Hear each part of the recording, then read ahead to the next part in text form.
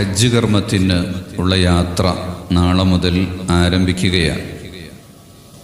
ശവ്വാൽ പിറന്നതോടുകൂടി ഹജ്ജിൻ്റെ മാസം വന്നു. ഇപ്പോൾ ദുൽഖഅദയായി. ലോകത്തിൻ്റെ നാനാഭാഗത്തുനിന്നും ആളുകൾ ഹജ്ജിനു വേണ്ടി പുറപ്പെടുന്നു. എന്താണ് വിശുദ്ധ ഇസ്ലാമിൽ ഇങ്ങനെ ഒരു കേന്ദ്രത്തിൽ വന്നുകൊണ്ട് ഭൂഗോളത്തിൻ്റെ നാനാദിക്കുകളിൽ നിന്നും മക്ക എന്ന് പറയുന്ന ആ പ്രദേശത്തു വന്ന് കഅബയെ ലക്ഷ്യമാക്കിക്കൊണ്ടുള്ള യാത്ര, ആ ലക്ഷ്യത്തിനു തന്നെയാണ് ഹജ്ജ് എന്ന് പറയുന്നത്. കഅബയെ ലക്ഷ്യമാക്കി യാത്ര ചെയ്യുക. ഇസ്ലാമിൻ്റെ പഞ്ചസ്തംഭങ്ങളിൽ ഒന്നാണ് ഹജ്ജ്.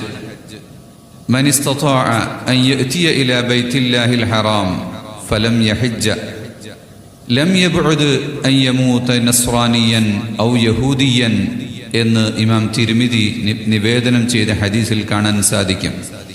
ഹജ്ജിന് പോകാനുള്ള സാധ്യതകൾ ശാരീരികമായും മാനസികമായും സാമ്പത്തികമായും നിയമപരമായും എല്ലാ സൗകര്യങ്ങളും ഒത്തിട്ട് ഒരാൾ ഹജ്ജ് ചെയ്തില്ല എങ്കിൽ വലിയൊരു വാണിംഗ് ആണ് റസൂലുള്ളാഹി സ്വല്ലല്ലാഹു അലൈഹി വസല്ലമ തങ്ങൾ നമുക്ക് നൽകിയിട്ടുള്ളത്. ഹജ്ജ് ജീവിതത്തിൽ ഒരു പ്രാവശ്യമാണ് നിർബന്ധമാകുന്നത്. ഹജ്ജ് ചെയ്താൽ അവൻ ഉമ്മ പെറ്റ കുഞ്ഞിനെപ്പോലെ വിശുദ്ധനാകും എന്ന് റസൂലുള്ളാഹി തങ്ങൾ പഠിപ്പിച്ചിട്ടുണ്ട്. മൻ ഹജ്ജ വലം യർഫസ് വലം യഫ്സുഖ് കാന കയൗമ വലദത്ഹു ഉമ്മുഹു. യഥാർത്ഥ ഹജ്ജ്, മഖ്ബൂലായ മബ്റൂറായ ഹജ്ജ്, പാപങ്ങളില്ലാത്ത, തെറ്റുകുറ്റങ്ങൾ ചേർക്കാത്ത, തർക്കവിതർക്കങ്ങളിൽ ഇടപെടാത്ത, വളരെ പരിശുദ്ധമായി സ്വീകരിക്കപ്പെടുന്ന ഹജ്ജ് ഒരാൾ ചെയ്താൽ അത് ഉമ്മ പ്രസവിച്ച കുട്ടിയെപ്പോലെയുള്ള വിശുദ്ധിയിലേക്ക് അവനെ മാറ്റും എന്നാണ് റസൂലുള്ളാഹി തങ്ങൾ പഠിപ്പിച്ചിട്ടുള്ളത്. ഉംറ ഹജ്ജ് പോലെ തന്നെ നിർബന്ധമായ ഒരു ഇബാദത്താണ്. അത് ഹജ്ജിൻ്റെ കൂടെ നടക്കുന്നതായതുകൊണ്ട് ഉംറയെ വേറിട്ടെണ്ണുന്നില്ല എന്ന് മാത്രം. ഉംറ വേർതിരിച്ച് ചെയ്താലും ഹജ്ജ് നിർബന്ധമാണ്. അപ്പോൾ ഹജ്ജിന് പോകാൻ ഉദ്ദേശിക്കുന്നവർക്ക് ഉംറക്ക് പോയാൽ പിന്നെ ഹജ്ജിന് ക്യാഷ് തികയൂല എങ്കിൽ ഇപ്പോൾ ഉംറക്ക് പോകണ്ട, ഒന്നിച്ച് ഹജ്ജിന് പോവുക.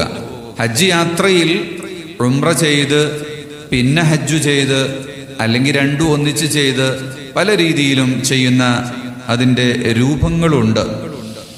അപ്പോൾ ഏറ്റവും പ്രധാനപ്പെട്ട ഒരു ഇബാദത്ത് ആയ ഹജ്ജ് കർമ്മം നിർവഹിക്കാൻ എല്ലാവർക്കും ആഗ്രഹമുണ്ടാകണം. ഒരു പ്ലാനിങ് ജീവിതത്തിൽ ഉണ്ടാകണം.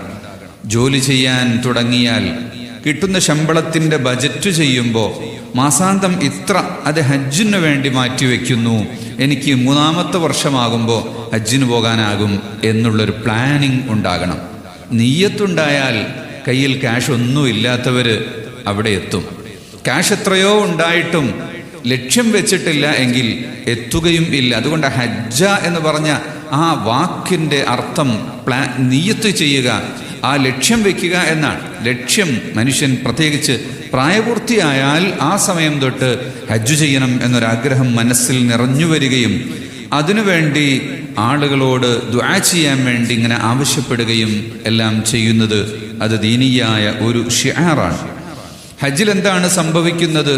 ലോകത്തിൻ്റെ നാനാഭാഗത്തു നിന്നുമുള്ള നീണ്ടവനും കുറിയവനും വെളുത്തവനും കറുത്തവനും മുടി ചുരുണ്ടവനും മൂക്ക് പരന്നവനും ചുവന്നവനും ശാരീരികമായ വ്യത്യസ്ത സ്വഭാവമുള്ളവർ, ഭാഷാപരമായ വൈജാത്യമുള്ളവർ, ജീവിത സംസ്കാരത്തിൽ ഭക്ഷണത്തിൻ്റെയും മറ്റും കാര്യങ്ങളിലൊക്കെ വിവിധ തരത്തിലുള്ള സ്വഭാവമുള്ളവർ എല്ലാം ഒന്നാകുന്നു. ഈ ഭൗതിക ജീവിതത്തിലെ വൈജാത്യങ്ങളും രൂപവ്യത്യാസങ്ങളും ഒന്നും യഥാർത്ഥത്തിൽ പരിഗണിക്കപ്പെടേണ്ട കാര്യങ്ങളല്ല. അതൊക്കെ തിരിച്ചറിവിന് വേണ്ടി അല്ലാഹു തആല ഓരോ ഭൂമിയിലും ഭൂഖണ്ഡങ്ങളിലും കൊടുത്തിട്ടുള്ള വ്യത്യാസങ്ങൾ മാത്രമാണ്. അതൊരിക്കലും വേർതിരിച്ച് കാണേണ്ടതോ അതിൻ്റെ പേരിൽ മനുഷ്യരെ 2ആയോ 3ആയോ കാണേണ്ടതോ ഇല്ല. ഒരിക്കലും അങ്ങനെ കാണാൻ പാടില്ല. എല്ലാവരും ഒന്നിച്ചു നിൽക്കണം. പാൻസ് ഉടുക്കുന്നവനും സിർവാല് ധരിക്കുന്നവനും ധോത്തിയുടുക്കുന്നവനും ഷാളണിയുന്നവനും ഷർട്ട് ധരിക്കുന്നവനും ജുബ്ബയിടുന്നവനും പലതരത്തിലുള്ള വേഷം ധരിക്കുന്നവരുണ്ട്. എല്ലാം അഴിച്ചു മാറ്റി എല്ലാവരും ഒരു ധോത്തിയും ഒരു ടവലും, പുരുഷന്മാർ, സ്ത്രീകൾ മുഖവും മുൻകൈയും ഒഴികെയുള്ള ഭാഗം മുഴുവനും മറക്കുന്ന രീതിയിലും മുഖമുൾപ്പെടെയുള്ള ഭാഗം ഒരൽപ്പം അകലം വെച്ചുകൊണ്ട് കർട്ടൻ താഴ്ത്തിയിട്ടുകൊണ്ട് മാത്രം നിൽക്കുന്ന ഒരു പ്രത്യേകമായ രീതി. അവിടെ ലോകം മുഴുവനും സംഗമിക്കുകയാണ്. ആ സംഗമ ഭൂമിയിലേക്ക് പോകാനുള്ളൊരാഗ്രഹം. ഒരു തവണ ഹജ്ജ് ചെയ്തു എന്നതുകൊണ്ട് പിന്നെ ചെയ്യേണ്ടതില്ല എന്നില്ല. ആവർത്തിച്ചാവർത്തിച്ച് ഹജ്ജ് ചെയ്യൽ നല്ലതു തന്നെയാണ്. ഹജ്ജ് കഴിഞ്ഞാൽ ഇനി എന്തു ചെയ്യണം? അഫ്ളലു ത്വാഅത്തായിട്ട് പിന്നെ എന്തു ചെയ്യണം? അപ്പോ ഇനി ഞങ്ങൾ അടിമകളെ മോചിപ്പിക്കട്ടെ, അതുപോലെയുള്ള മറ്റു കർമ്മങ്ങളിലേക്ക് പണം ചെലവഴിക്കട്ടെ എന്ന് ചോദിച്ചപ്പോ നബി സല്ലല്ലാഹു അലൈഹി വസല്ലമ തങ്ങൾ പറഞ്ഞിട്ടുള്ളത് തവാഫു സബ്ഇൻ ലാ ലഗ്വ ഫീഹി തഫ്ളലു ഇത്ഖ റകബത്തിൻ. 7 തവാഫ് ചെയ്യുന്നതിന് ഒരു അടിമ വിമോചനത്തെക്കാളും വലിയ മഹത്വം ഉണ്ട്. ഒരടിമയെ മോചിപ്പിക്കുക എന്ന് പറഞ്ഞാൽ ഇസ്ലാം അതിന് കൊടുത്തിട്ടുള്ള വലിയ മഹത്വമാണ്. അടിമ എന്ന് പറയുമ്പോൾ ചിലർ ചോദ്യം ചെയ്യും, ഇപ്പോഴും അത് വേണ്ടതുണ്ടോ? എന്തിനാണ് അതിങ്ങനെ പറയുന്നത്?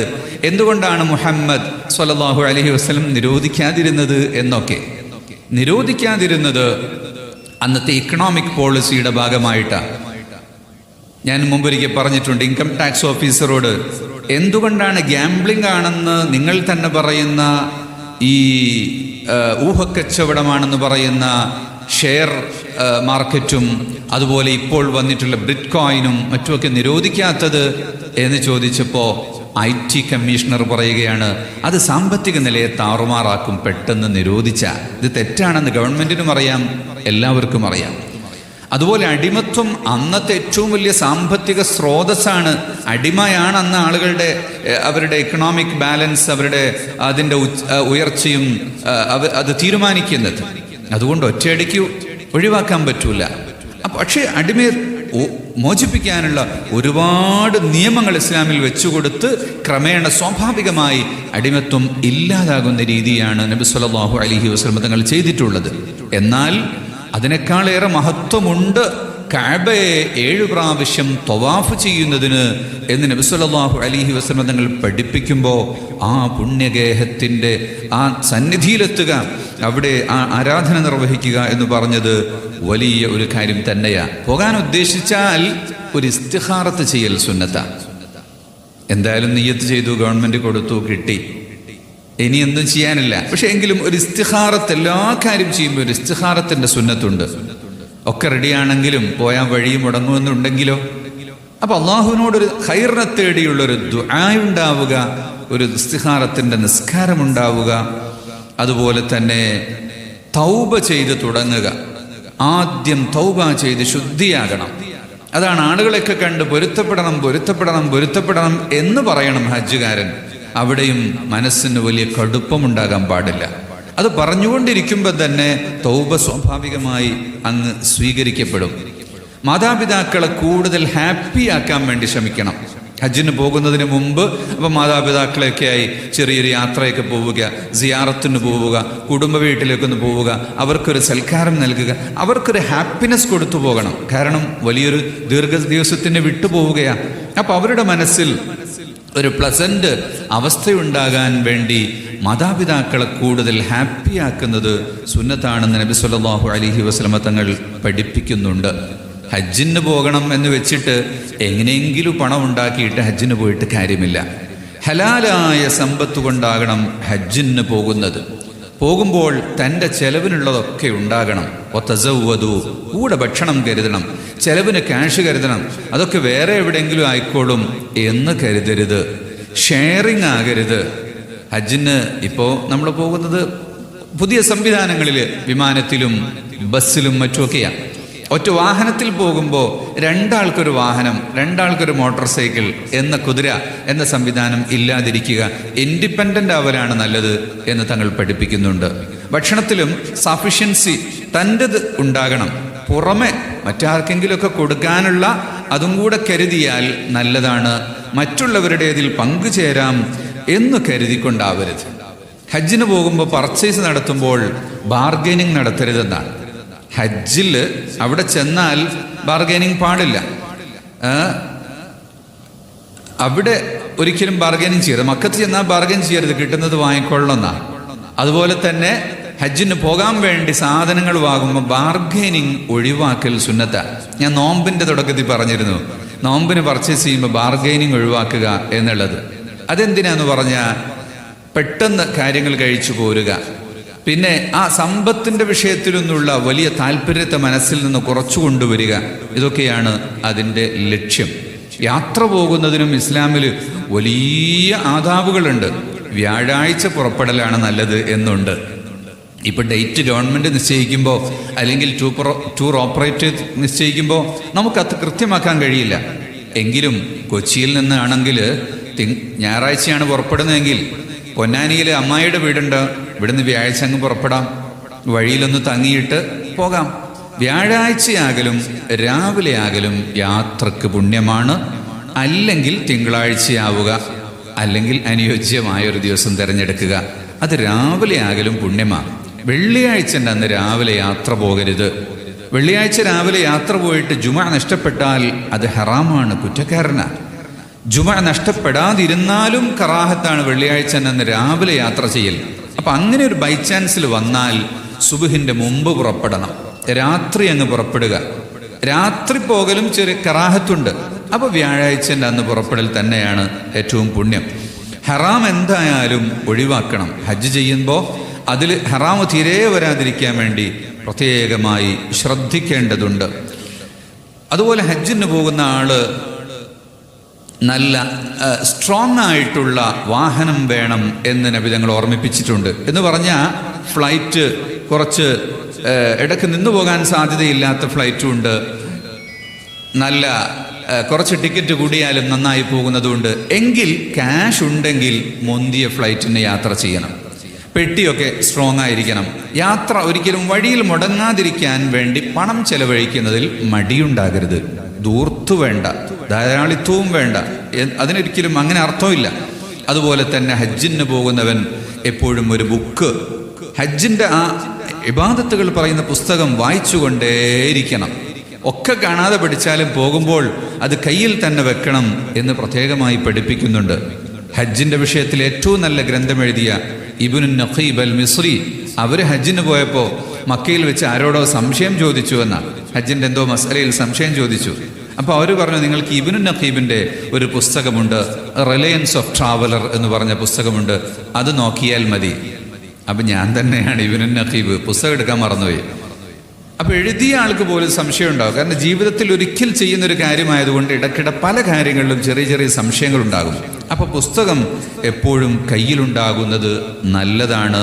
അത് വളരെ പ്രത്യേകമായി ശ്രദ്ധിക്കേണ്ട ഒരു കാര്യമാണ്. നല്ല കൂട്ടുകാരുണ്ടാകണം. നല്ല കൂട്ടുകാരെന്ന് പറഞ്ഞാൽ സ്വറ പറയുന്നവരാകരുത്. നല്ലത് പറഞ്ഞു കൊടുക്കുന്ന ഗൈഡ് ചെയ്യുന്ന ഗൈഡുമാരുണ്ടാകണം. ക്യാഷിന് പിശുക്കിയിട്ട് ഗൈഡിനെ ഒഴിവാക്കിയിട്ട് കാര്യമില്ല. ഇപ്പം 50 പേർക്ക് ഒരു ഗൈഡൊക്കെ വെച്ചിട്ട് പോകുന്ന സംവിധാനങ്ങളുണ്ടല്ലോ. അപ്പോൾ സർക്കാരിലാണ് പോകുന്നതെങ്കിൽ 4 ആൾ ഹജ്ജിന് വേണ്ടി ക്യാഷ് അടക്കുമ്പോൾ ഒരു ഉസ്താദിനെ കൂടെ കരുതുക. ഒരാൾക്കുള്ള ക്യാഷ് നമ്മൾ കൊടുത്താൽ അത് ഈ ഹജ്ജിൻ്റെ ഭാഗം കൂടിയാണ്. മറ്റൊന്ന്, ഈ യാത്രയിൽ മറ്റെല്ലാ ഇടപാടുകളും നിർത്തിവെക്കാൻ സാധിക്കണം. അപ്പോൾ കച്ചവട സാധനങ്ങളൊന്നും കയ്യിൽ വേണ്ട, അതുപോലെയുള്ള സംവിധാനങ്ങളും വേണ്ട. അപ്പോൾ കഴിയുന്നതും നമുക്ക് ഇൻ്റർനെറ്റ് മുഖേനയുള്ള സംവിധാനങ്ങളൊക്കെ ഒന്ന് ഒഴിവാക്കിയാൽ ഹജ്ജിന് പോകുന്നവർക്ക് വളരെ നല്ലതാണ്. അറഫയിൽ നിന്ന് തന്നെ വിളിച്ച് ഞാൻ ഇവിടെ എത്തിയിട്ടുണ്ട് എന്ന് പറഞ്ഞുകൊണ്ട കാര്യമൊന്നുമില്ല. അത് ഫാരിഗായിട്ട് ഒരു ഇബാദത്തിന് പോയതാണെന്ന് എല്ലാവർക്കും അറിയാമല്ലോ. വിളിക്കണേ വിളിക്കണേ എന്ന് ഇവിടുന്ന് അങ്ങോട്ടും പറയണ്ട. എല്ലാം കഴിഞ്ഞിട്ട് അവസാനം വിളിച്ചാൽ മതി കേട്ടോ എന്ന് ആദ്യമേ അങ്ങ് പറഞ്ഞു വെച്ചാൽ അവർക്കും ടെൻഷൻ ഉണ്ടാവുകയില്ല. പിന്നെ എന്താണ് വേണ്ടതെന്ന് പറഞ്ഞാൽ, യാത്രയിൽ പാകപ്പിഴവുകൾ വരാതിരിക്കാൻ വേണ്ടി മറ്റുള്ളവരോട് തർക്കിക്കാതിരിക്കുക, അതുപോലെ തന്നെ ഷണ്ടയിൽ ഏർപ്പെടാതിരിക്കുക, ഇത്തരം കാര്യങ്ങളൊക്കെ പ്രത്യേകമായി ശ്രദ്ധിക്കണം. അതുപോലെ തന്നെ ഹാജി നല്ല കളർഫുൾ ഡ്രസ്സ്, മിനുമിനുങ്ങുന്ന ഡ്രസ്സുകൾ, അതുപോലെ പൊരിച്ച കോഴിയും ചപ്പാത്തിയും ഷവായ ഇങ്ങനെയുള്ള ഭക്ഷണങ്ങളും അങ്ങനെയുള്ള വസ്ത്രങ്ങളൊക്കെ ഒഴിവാക്കണം. അൽ ഹാജു അഗ്ബസു, അൽ ഹാജു അഗ്ബറു എന്നാണ് പറഞ്ഞിട്ടുള്ളത്. പൊടി പുരണ്ട ജടകുത്തിയ ഒരു ത്യാഗിയെ പോലെയാണ് ഹജ്ജുകാരൻ. അതുകൊണ്ട് ഹാജ് അത്ര ഭക്ഷണത്തിലും വസ്ത്രത്തിലും മറ്റൊന്നും ലക്ഷറി ആവാൻ പാടില്ല.